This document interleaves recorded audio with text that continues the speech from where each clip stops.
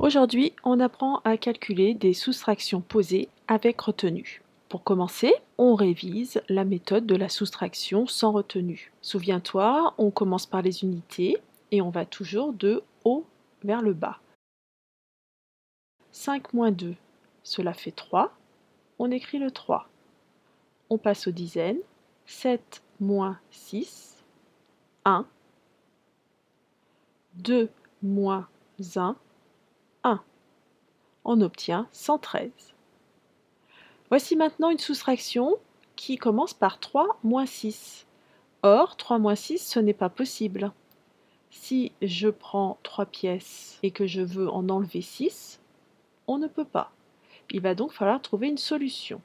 La solution, elle va être dans les dizaines à côté du 3, dans le 9. On va retenir une dizaine et pour cela, on va barrer le 9 et enlever une dizaine. Le 9 devient 8. Cette dizaine, on la rajoute au 3 qui devient 13. Maintenant, je peux faire 13 moins 6. Ça fait 7. Ensuite, je vais faire 8 moins 5. Le 9 n'existe plus. Ça fait 3. Je te remonte la méthode avec une autre soustraction. 72 moins 48. On commence par les unités 2 moins 8. 2 moins 8, ce n'est pas possible. Si je prends 2 pièces, je ne peux pas en enlever 8. Je vais donc aller me servir dans les dizaines à côté du 2, dans le 7. Je barre le 7, je prends une dizaine, il en reste donc 6. Et cette dizaine, je la rajoute au 2 qui devient 12. Maintenant, 12 moins 8, je peux le calculer, ça fait 4. Ensuite, pour les dizaines, 6 moins 4, ça fait 2. On obtient 24. Maintenant, c'est à ton tour de t'entraîner avec la méthode que je viens de te montrer. Tu prends ton ardoise ou ton cahier rouge ou une feuille et tu calcules les soustractions qui apparaissent. Ensuite, tu vérifies avec moi la solution. Première soustraction, tu fais pause et tu calcules. Tu as terminé, voici la solution.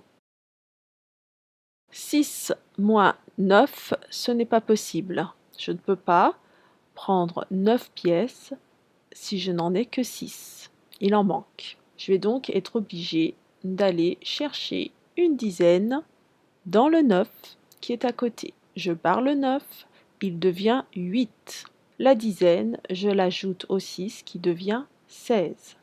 16 moins 9, c'est possible, ça fait 7.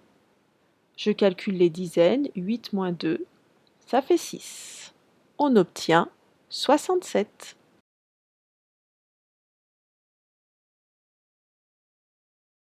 Tu fais pause et tu calcules. Tu as terminé, voici la solution. 4 moins 1, c'est tout à fait possible.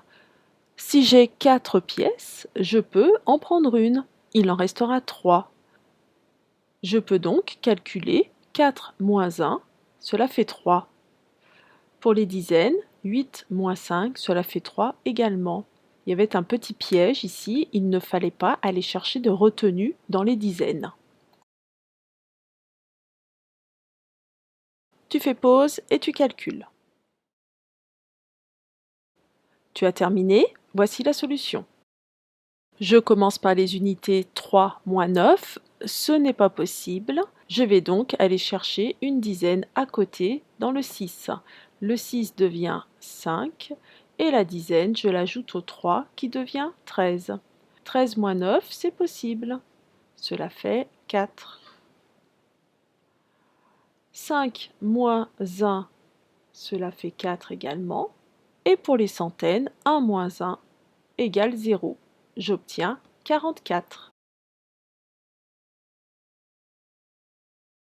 Tu fais pause et tu calcules. Tu as terminé, voici la solution. 8 moins 3, c'est tout à fait possible. Cela fait 5. Je n'ai pas besoin d'aller me servir dans les dizaines à côté.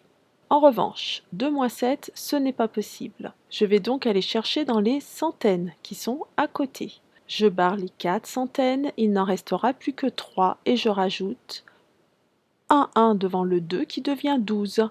12 moins 7, cela fait 5.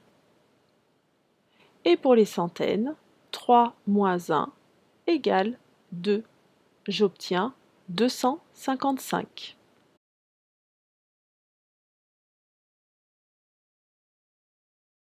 Tu fais pause et tu calcules.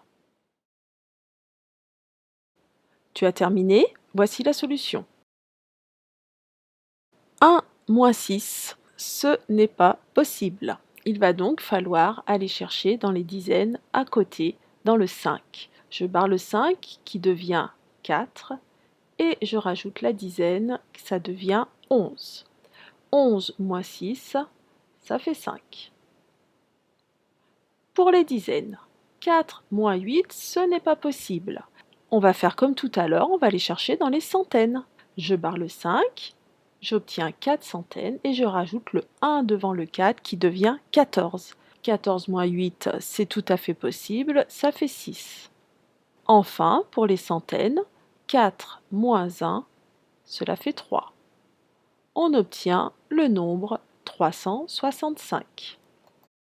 Maintenant que tu t'es bien entraîné, tu vas pouvoir rattraper la séquence 79 du fichier que nous avions laissé de côté. Dans le numéro 1, on te réexplique la méthode et ensuite tu as des exercices d'entraînement. Au travail et à bientôt!